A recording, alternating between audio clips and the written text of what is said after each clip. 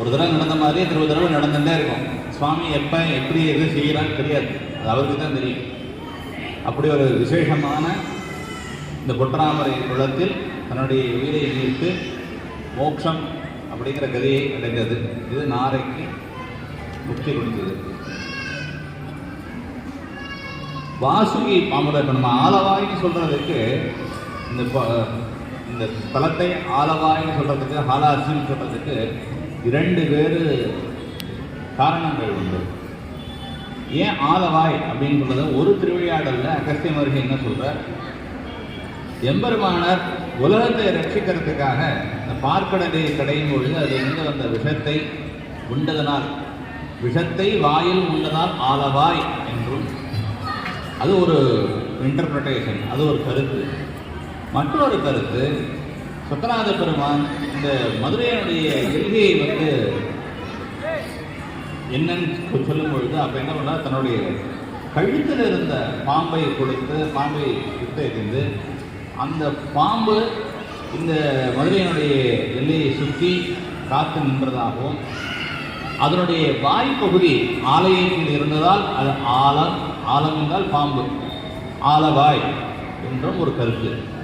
இப்போ இந்த திருவிளையாடலில் எந்தெந்த இடத்த எல்லை அப்படின்னு சொல்கிறார்.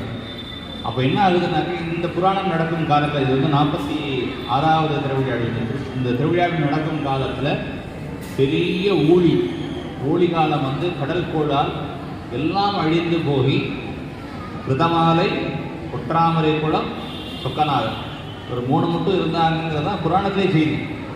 இவங்க 3 பேர் மட்டும் இருக்காங்க, எதுவுமே இல்லை. அதுக்கப்புறம் திருப்பி ஒரு பாண்டிய மன்னன் இந்த நகரத்துக்கு, அப்போ அவர் ஒரு நகரத்தை நிர்மாணிக்கிறார். அப்படி நிர்மாணிக்கும் பொழுது இந்த நகரத்துக்கு எல்லை காட்டுறார். என்ன காட்டுறாருன்னா, கிழக்கே திருப்புவனமும், மேற்கே திருவேடகமும், தெற்கே திருப்பரங்குன்றமும், வடக்கே விஷவாசனம் என்றக்கூடிய அழகர் மலையையும் இந்த ஊருடைய எல்லையாக வகுத்து கொடுக்கவும் அப்படின்னு சொல்லி சுவாமி சொல்றார். அதன் பிரகாரமே இந்த ஆலயம், இந்த கோவிலும், இந்த நகரமும் அமைந்திருக்கின்றது. அதே போல் இந்த ஊரை ரட்சிக்கிறதுக்காக அவர் சொல்கிற விஷயம், ஒரு 4 தேவதைகளை 4 இடங்களில் பிரதிஷ்டை பண்ண சொல்கிறார். கிழக்கே ஐயனார், இன்றைக்கும் பார்க்கலாம். வண்டியூரில் பார்த்தீங்கன்னாக்கா, வண்டியூர் தாண்டி கொஞ்சம் தூரம் போனீங்கன்னா ஒரு ஐயனார் கோயில் ஒன்று இருக்குது. கிழக்கே ஐயனாரையும், மேற்கே விஷ்ணு மகாவிஷ்ணுவையும், தெற்கே சப்த மாதாக்களையும் பிரதிஷ்டை பண்ணிக்கிறார். சப்தமாதா கோயில் எங்கே இருக்குன்றது இப்போ யாருக்கும் தெரியாது. ஆனால் சப்தமாதா கோயில் தெற்கு பகுதியாக இருந்தது என்று புராண வரலாற்று. அதே போல வடக்கே காளி, அதுதான் இப்போ செல்லத்தம்மன் நம்ம கும்பிடுறோம். ஆக 4 தெய்வங்களை 4 இடங்களுக்கு காவலாக வைத்து வழிபாடு செய்து வரும்படி சுவாமி ஆணையிட்டிருக்கின்றார். அதன் பிரகாரமே இந்த நகரமும் நிர்மாணிக்கப்பட்டிருக்கின்றது. ஆக இது மதுரா நகரம் அமைத்தல். அடுத்து பாண்டியர் படைக்கு துறை போதல்.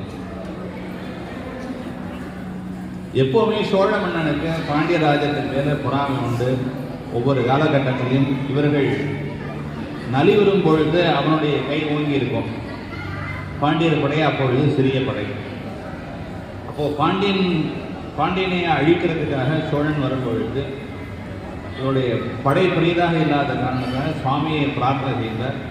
நீ தைரியமாக போ, நான் இருக்கேன்னு சுவாமி சொல்கிறார். அப்போது சுவாமி எந்த வேடத்தில் அட்டாழ